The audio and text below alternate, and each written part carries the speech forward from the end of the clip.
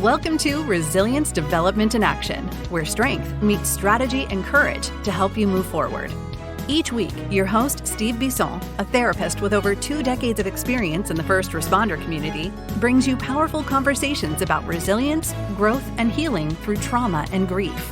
Whether you're navigating the complex journey of grief, processing trauma, or seeking to build resilience in high-stress environments, this podcast is your trusted companion. From first responders facing daily challenges, to emergency personnel managing critical situations, to leaders carrying the weight of difficult decisions, we're here to support your journey. Through authentic interviews, expert discussions, and real-world experiences, we dive deep into the heart of human resilience. We explore crucial topics like trauma recovery, grief processing, stress management, and emotional well-being.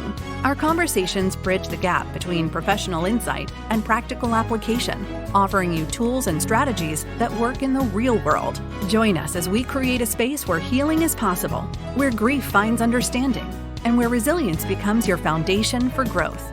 This is Resilience Development in Action with Steve Bisson.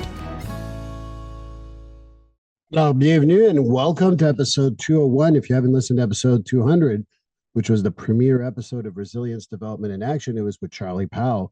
So please go back and listen to it. But episode 201 would be someone that I met through Facebook.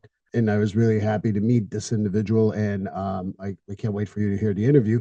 Michael Sugrue began his law enforcement career in the United States Air Force as Security Forces officer. And then Michael served in a variety of assignments, including flight leader, flight commander, senior watch officer, and chief of command post and chief of security forces.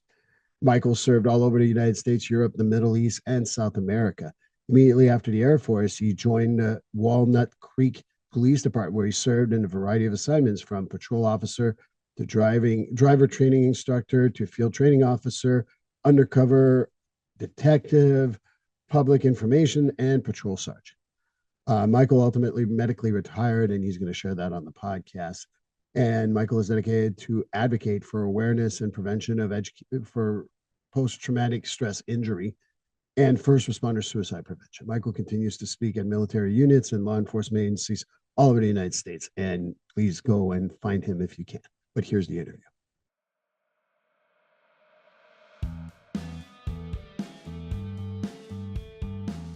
GetFree.ai. Yes, you've heard me talk about it previously in other episodes, but I'm going to talk about it again because GetFree.ai is just a great service. Imagine being able to pay attention to your clients all the time instead of writing notes and making sure that the note's going to sound good and how are you going to write that note and things like that. GetFree.ai liberates you from making sure that you're writing what the client is saying, because it is keeping track of what you're saying and will create, after the end of every session, a progress note. But it goes above and beyond that. Not only does it create a progress note, it also gives you suggestions for goals, gives you even a mental status if you've asked questions around that, as well as being able to write a letter for your client to know what you talked about. So that's the great thing. It saves me time, it saves me a lot of aggravation, and it just speeds up the progress note process so well. And for $99 a month, I know that that's nothing. That's worth my time. That's worth my money. You know, the best part of it too is that if you want to go and put in the code Steve50 when you get the service, at the checkout code is Steve50, you get $50 off your first month.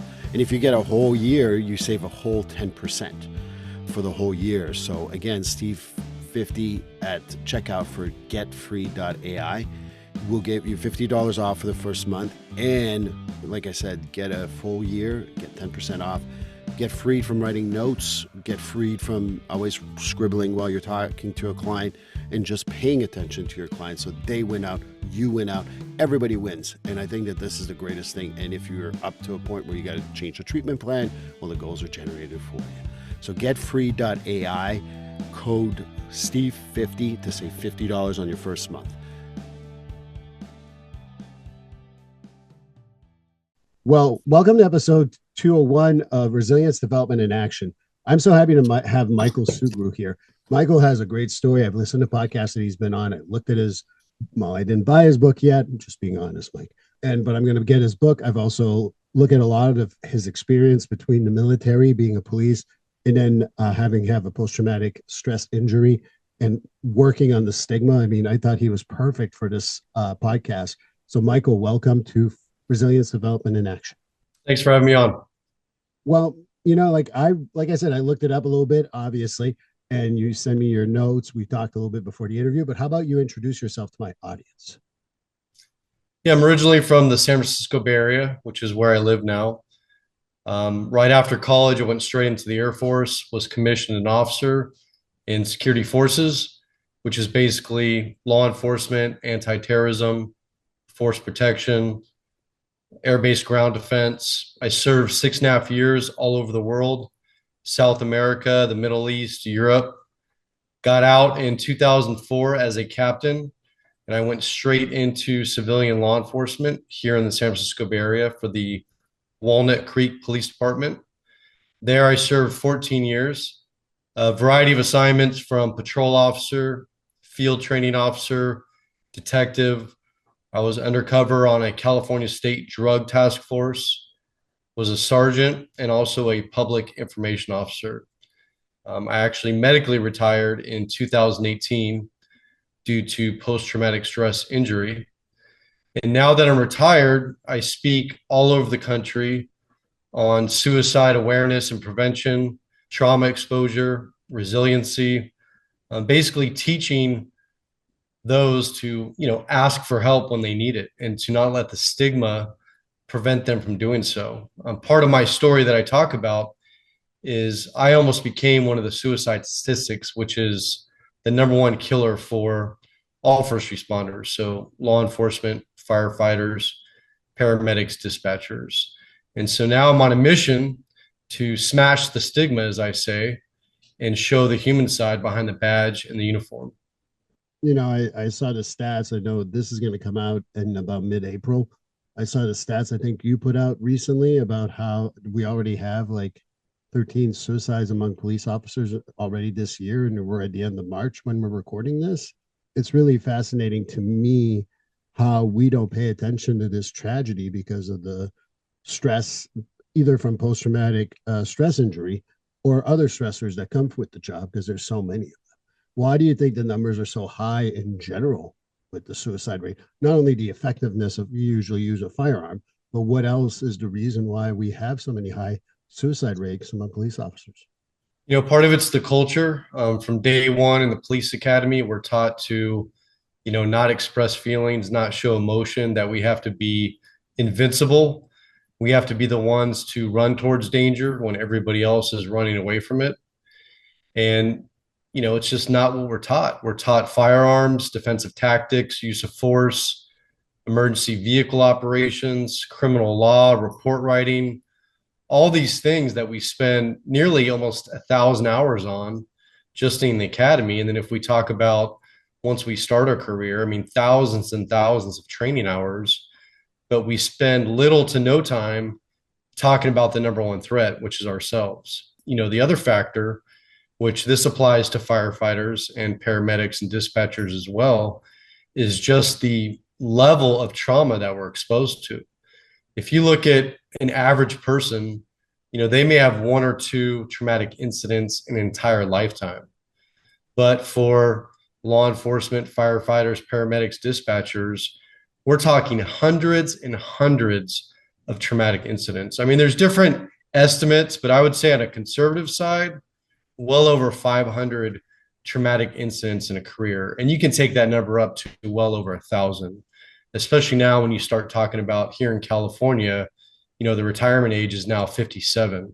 So if you have somebody starting out at 21 years old and they work till they're 57, simply do the math of the, just call after call. And in some days in a single shift, you can be exposed to multiple traumatic incidents. And so literally one day on shift is more than most people experience in their entire lifetime.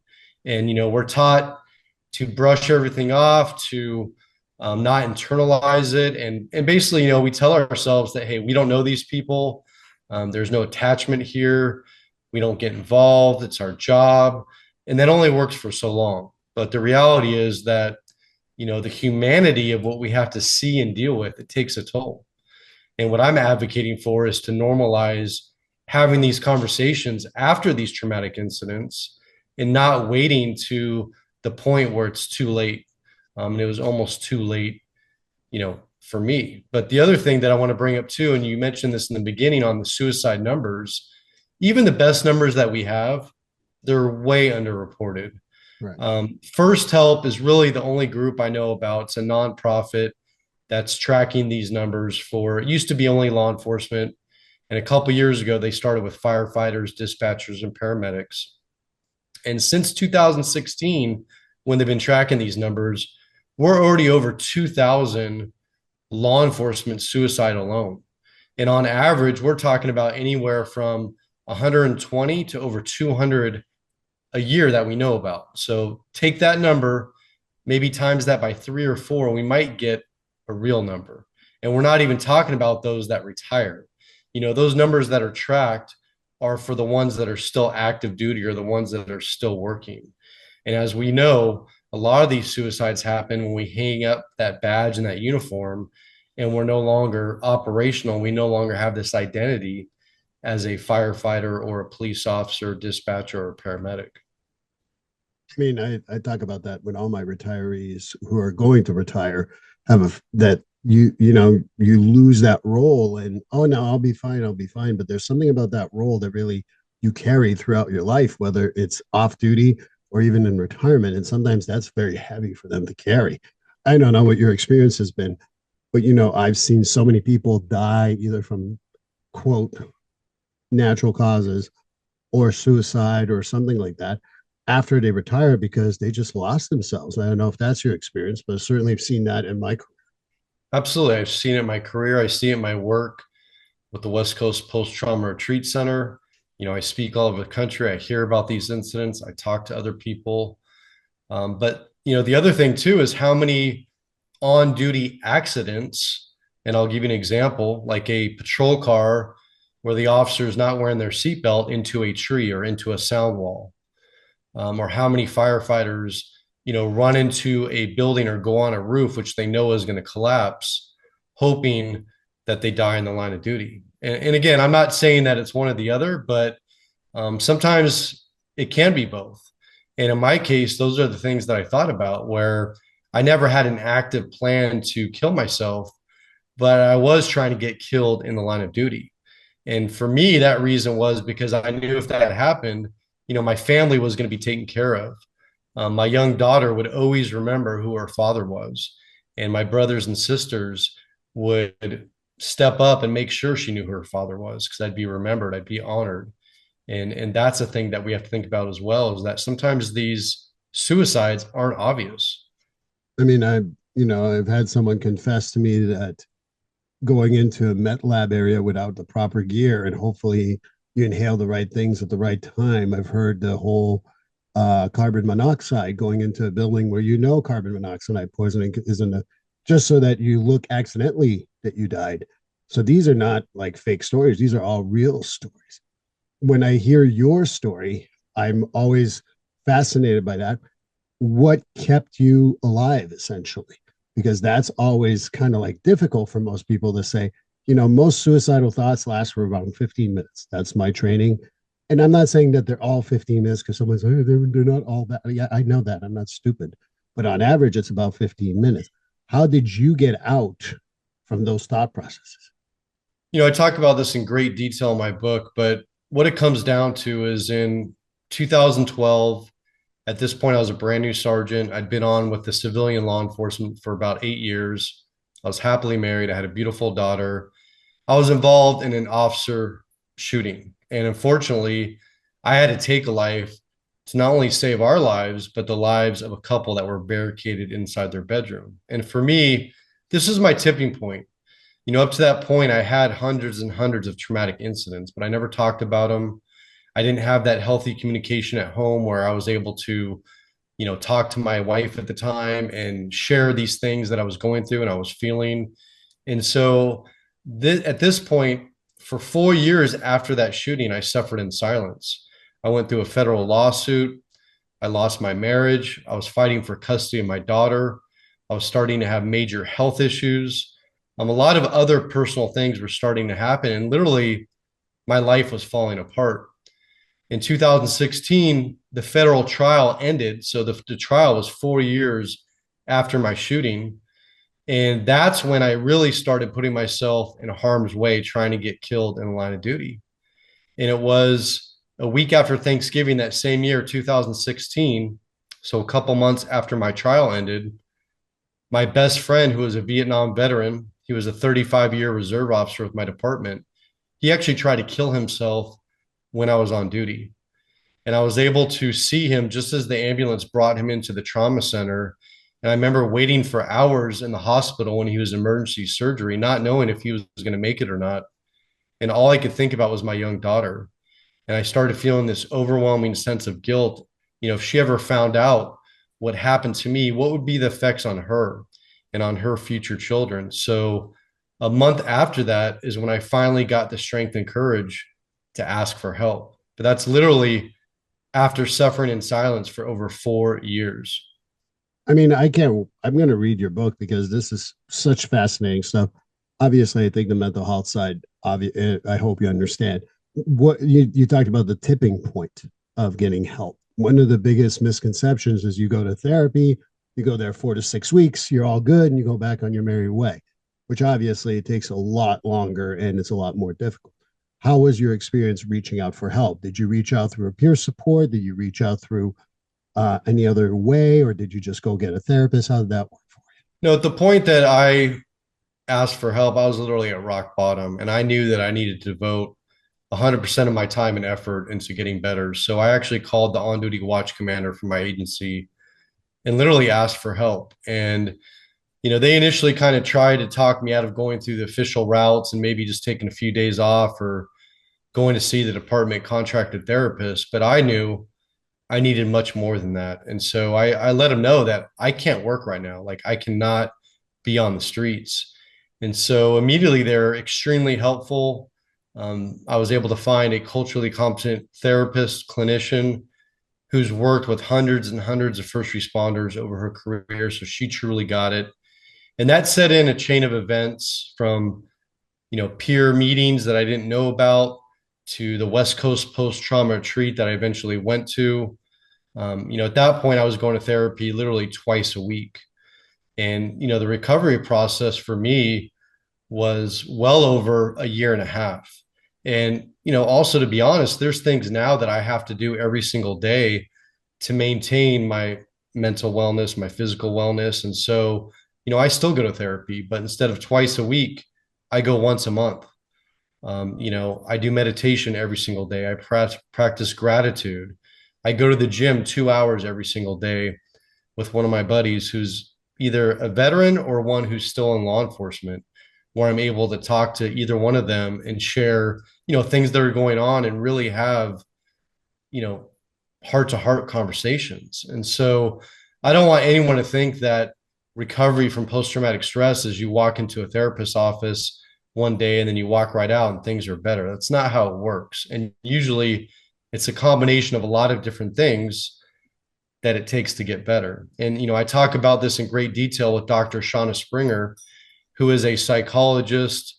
She's culturally competent. She worked for the Department of Veterans Affairs. She's worked with hundreds and hundreds of combat veterans and first responders. And we show a pathway to healing. I personally talk about what worked for me, but we also talk about what we've seen work for other people as well. And the key is you have to have an open mind when it comes to this. You can't put all your eggs in one basket and think that one thing is going to work. And I'll give you one simple example. EMDR, which is very popular. A lot of therapists and clinicians use it. I got exposed to that at the West Coast post-trauma retreat, and I've had it done on me a couple times, and it didn't work. I'll be honest with you. But as a volunteer peer, I've gone back to West Coast post-trauma retreat, and I've seen it work on people time and time again. And that's just one little example of how, hey, that didn't work for me, but how I've seen it work for a lot of other people. And that's where you have to have that open mind and realize that, okay, if something doesn't work, that's okay. It's not the end of the world. There's literally hundreds of other things that you can try and explore to get better from post-traumatic stress injury. Practicing EMDR myself, I absolutely say that the same thing. It may not work for you. And people say, why? Well, I don't know. So it doesn't, not everything, it's not a one size fits all for everything. And you got to be very open minded. You talk about open mindedness. One of the hardest things, I started with law enforcement through a crisis team in mental health in the early 2000s. And I evolved to where I'm at now today. You talked about open mind. In 2004 and 2006, I was part of the Hug a Thug program because I would help people in the community. And slowly but surely, I've seen the evolution, and we're in 2025 now, and people are like open to mental health. However, I would say that there's still a third at least that are still like, why would I go get mental health support? So, how do we tell law enforcement in general that this is not a punishment, this is not a judgment on their part, but rather make them feel better in the long term so they can survive this job, which is already crazy as it is?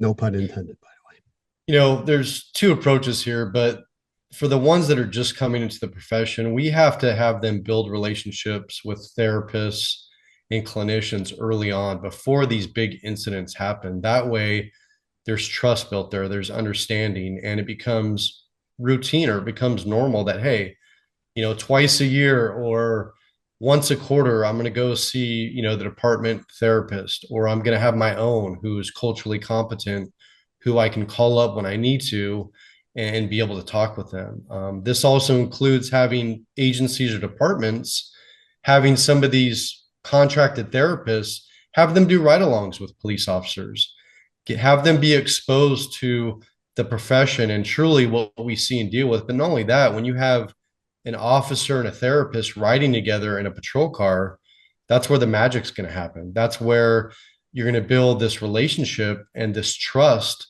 and this comfort zone where you can really talk about anything and everything. And, for the ones that have been doing this job for decades and don't believe in it, it's a little bit more difficult. But that's where we need people who have gone to therapy or gone through programs like West Coast Post-Trauma Retreat or Save a Warrior, all these other different programs, and have them speak openly about it to their counterparts so they can see that, yeah, these things actually work, that there's a lot of great resources out there. And it honestly starts with leadership. I talk about this all the time, but leadership is at all levels, whether it's a fire department, a police department. We've always got new officers or new firefighters coming in. There's lots of turnover. And if you've been on the job 6 months or a year and there's a brand new rookie starting, you have leadership and you've been doing this job longer than them. And what we need is people to model this behavior and to lead by example. And so I always tell people that if you want someone that you supervise to come to you when they need help and to open up, you have to first be willing to do the same. Because no one is going to trust you and no one's going to open up to you if they don't know that you actually understand it and you get it and that you've been there yourself. And I'm telling you right now that if you've been doing this job more than 5 years, you have been there in some form or capacity, and this job has affected you. It's affected your physical health, your mental health. It's affected your relationships, whether it's a dating relationship, a marriage, a partnership, your children. It does affect you. It does change you. And so again, let's have the chiefs of these agencies, let's start with them. Let's have them open up and be honest and vulnerable in a department-wide setting, during a quarterly training where they're talking about mental health and they're talking about resources. Who better to lead by example and be honest and real and tear down this perfect image that we want to portray, because it's not real and it's only going to last so long until it comes crashing down. But again, if you want someone to be open, honest, and vulnerable, you have to first be willing to do the same. And I tell people this time and time again. There's so many things you said. You mentioned cultural competency like twice. And I think that's part of the biggest problem is that, I find that around here, I still look for resources myself. I am one of the resources, but I can't take on every client. I got to find other therapists. And sometimes it's hard to find those resources. I mean, it's nice to have peer support groups that sometimes do have that information, but where do we find that information in general? Because it's not easy. Like you talk about going to the command officer or whatever, but some people sometimes struggle. They don't want to go to command officer because, for the record, leadership, like you said, I'll paraphrase a friend of mine who is a police officer who said, "You don't need to wear bars to be a good leader in this field." And so, if let's say you don't want to go to your sergeant, your lieutenant, your captain, whatever, it doesn't matter, like barred people, how do we find resources? I know it's particularly hard for my guys out here in the Northeast, and I don't know how it is in the West Coast. Well, first off, I'll tell you that in my book here, Relentless Courage, Winning the Battle Against Frontline Trauma, a couple things. The first thing is in the back of the book, we have an entire resource section, which is vetted. It has hotlines, text lines, which are 100% confidential. They're free. They don't cost any money. And they're answered by other first responders. They're answered by people who are specially trained, who have been there, who have done it. And you can call or text these numbers 24/7 in the privacy of your home, of your patrol car. No one has to know about it. You don't have to notify anybody in your chain of command. And there's also tons of different programs that are free, week-long retreats for military veterans, for first responders. They have these all over the country. The ones I've been to are West Coast Post-Trauma Retreat and Save a Warrior. But there's Mighty Oaks Foundation. I mean, there's tons of them. And we list these in the book. But there's also organizations that have links to culturally competent clinicians and therapists, that have links to these peer meetings that I was telling you about, where literally they're discussion meetings. They're not associated with any agency. They're run by volunteers. They're only open to first responders. Every member is vetted, and you can go and literally be around other people who are going through exactly what you're going through. But what I tell people is that with our book, Relentless Courage, you can read it in the privacy of your home. We have it on Audible. We recorded it in our own voices. And I'm going to tell you right now, I relived every single incident when I recorded this. And so it's like literally watching a movie. It is intense. It's gripping. It's gut wrenching. But this is where first responders are going to see that they're not alone, because I thought there was something wrong with me. I thought I was the only one. I thought there was nobody who would get what I was going through. And when you read this book or listen to it, I'm going to tell you right now, no matter if you're a paramedic, a dispatcher, a firefighter, a police officer, you're going to say, me too. And you're going to be saying that through the entire book. And the beautiful thing about this is this lays the foundation for you to realize, A, you're not alone. B, that there is nothing wrong with you, that everything that you're experiencing, going through, is actually normal, considering all the abnormal things that you've had to see and deal with. And you're also going to see that it's possible to overcome this. It's possible to get better. I mean, I'm living proof that no matter how dark it gets, and I was there, I was on the edge, literally trying to kill myself. And now I'm living a phenomenal, whole new life. I mean, I'm a better father now than I was. I'm a better partner than I was. I'm a better person than I was. I look at the world differently.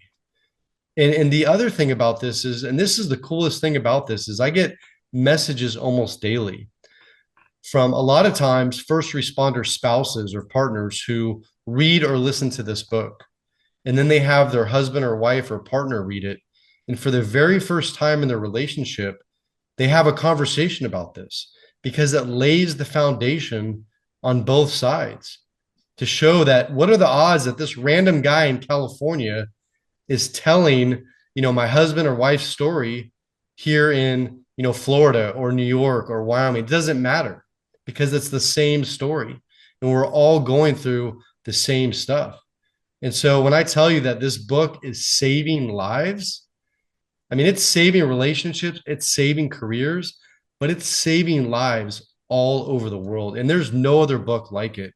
And that's why, honestly, when you read it, you're going to want another episode, because you're going to have 1,000 things to talk about. I mean, it's going to blow your socks off. A, you will be reinvited, and I will read the book, and I love to talk about it in more depth, number one. Number two, this is a serious subject, and I always enjoy being serious around this because it's important. But I'm a little looser usually, but I get the seriousness of this, and I'd love to read your book, and I will be getting it out of here. We'll also link it in the show notes so that people can go buy it. But for me, the other part too about resources, you talked about a few things. One of the things I say to younger, I'll always remember, I shared this before on the podcast. I'll share it with you. I had a guy who just started as a police officer call me up, and he didn't say hi. I said, hey, Steve speaking. That's usually how I answer. He goes, are you going to take away my gun? I'm like, do I have to take away your gun? I have no clue who you are. Why would I do that?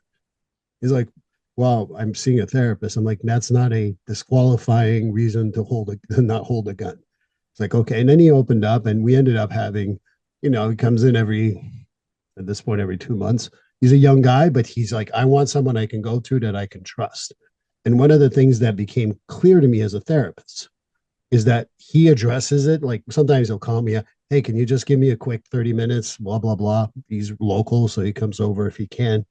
And what I've realized is that when people address it right away, it becomes acute stress disorder, which is a lot more manageable than post-traumatic stress injuries.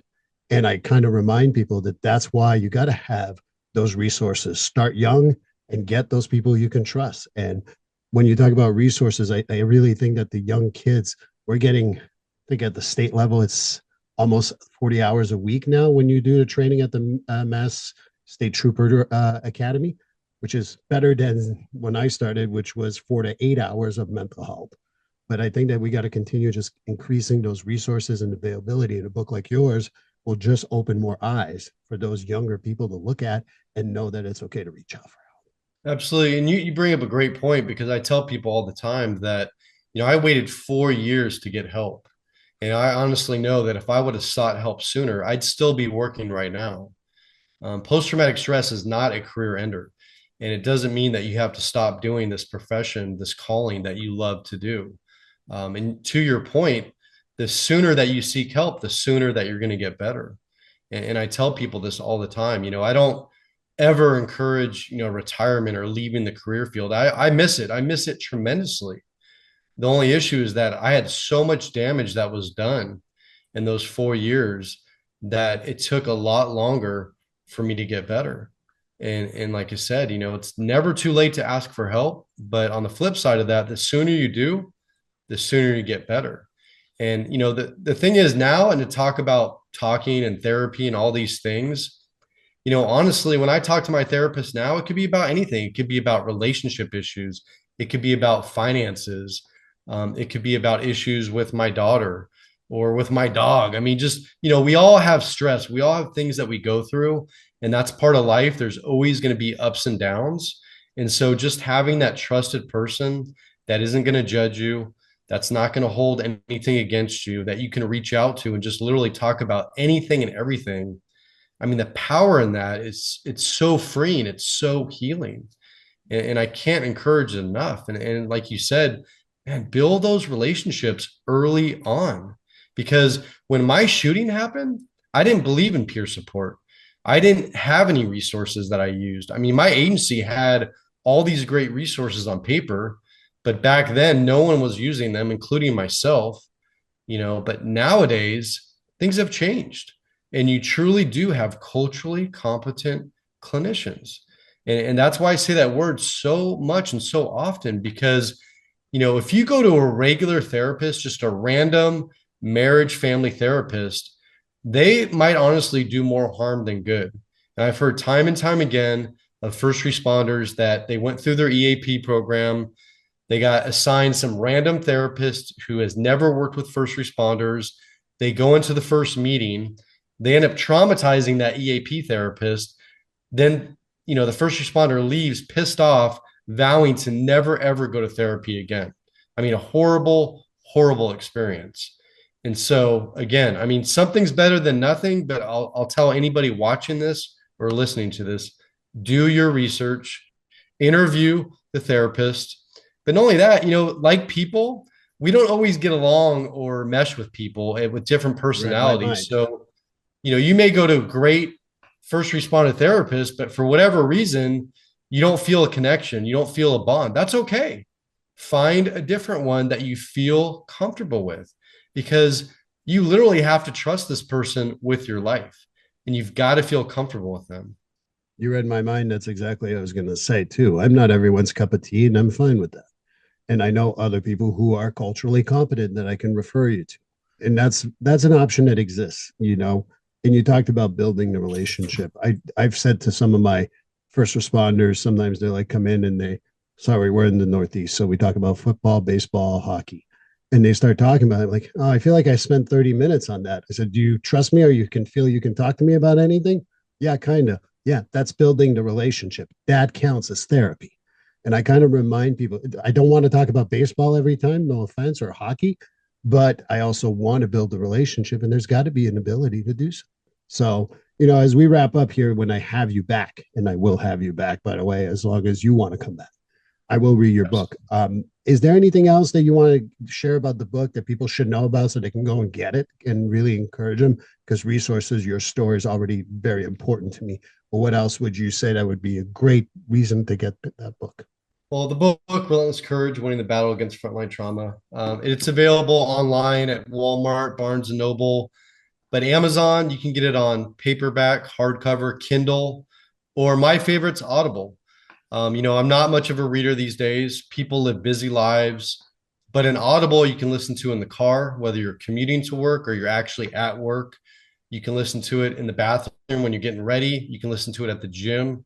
So there's really no excuse not to listen to it. I get not reading, not everybody's a reader, but I will tell you, and I promise this, that if you do read or listen to it, I guarantee it will change your life. And if you do, I want to hear from you. I want you to personally reach out to me. I'm on every social media platform you can imagine. I check my messages daily. I respond to everybody, and I make myself available. And I truly want to hear your thoughts. I want to hear the impact that it had on you, on your relationships, on your career, on your life. And so I'm on LinkedIn, I'm on Facebook, Instagram, TikTok, X, Parlor, Truth. I mean, you name it, I'm on it. Just type in Sergeant. You got to put the Sergeant, SGT, space Michael Sugrue, and they'll come up. And like I said, I promise I'll get back to you. I check my messages every single day. But like I said, this book is so unique because usually you have to either pick, a gut-wrenching true life story of a firefighter or a police officer, a veteran, and that's all you get, right? Or you have to go get a psychology textbook. But in this case, you get everything wrapped up into one. And we haven't talked about childhood trauma. That's going to be on our next interview. And I talk about this in the book because this is huge. And first responders don't want to talk about this here. I was one of them, but we're going to talk about this the next episode. But the second half, Doc Springer, like I said, she comes in, she explains everything, breaks it down, but very easy to understand terms. I mean, literally anyone on the street that's never met a first responder before, you're going to truly see the human side behind the badge and the uniform. I mean, I'm excited about this because it's going to blow your mind, guaranteed. Right. I mean, we can talk about adverse childhood events a long time. I do that in my training when I do CIT trainings out here, and I do Yes. it for the community. But every police officer taking the trainings doing the count, I said, "Oh, how many of you get over 4?" They always look at me like you shouldn't have said that. But the point is that plays a factor. And for the Absolutely. record, everyone who could go on YouTube. I displayed that I bought the Audible. I wanted to show that it's available, very affordable. I will put all the show notes. Number two, more importantly, I've worked with you, Michael, just for a short amount of time. When we contacted each other, I think through LinkedIn, if I remember correctly. Then I was following you on social media, through Facebook, through Instagram. You've responded to everything. You respond to my email. So what he's saying is no BS. It is absolutely true. So I wanted to put it out there because sometimes people are like, oh, I'm not good at being nice to people just to be nice. But this is the truth. He responded to everything. We wrote today twice. It took less than 15 minutes to get everything done for what we needed for this interview. We set up the interview a long time ago. But Michael, I will have you back on. It's on my Audible now. I will be listening to it, and Awesome. I'd love to have you back on. Thank you so much. Absolutely. I look forward to it. Thank you. Well, that completes episode 201. Michael Sugrue, Great interview. Thank you so much. And I hope you join us for 202, where we'll talk to Kevin Cormine. I think I got that right. Please like, subscribe, and follow this podcast on your favorite platform. A glowing review is always helpful. And as a reminder, this podcast is for informational, educational, and entertainment purposes only. If you're struggling with a mental health or substance abuse issue, please reach out to a professional counselor for consultation. If you are in a mental health crisis, call 988 for assistance. This number is available in the United States and Canada.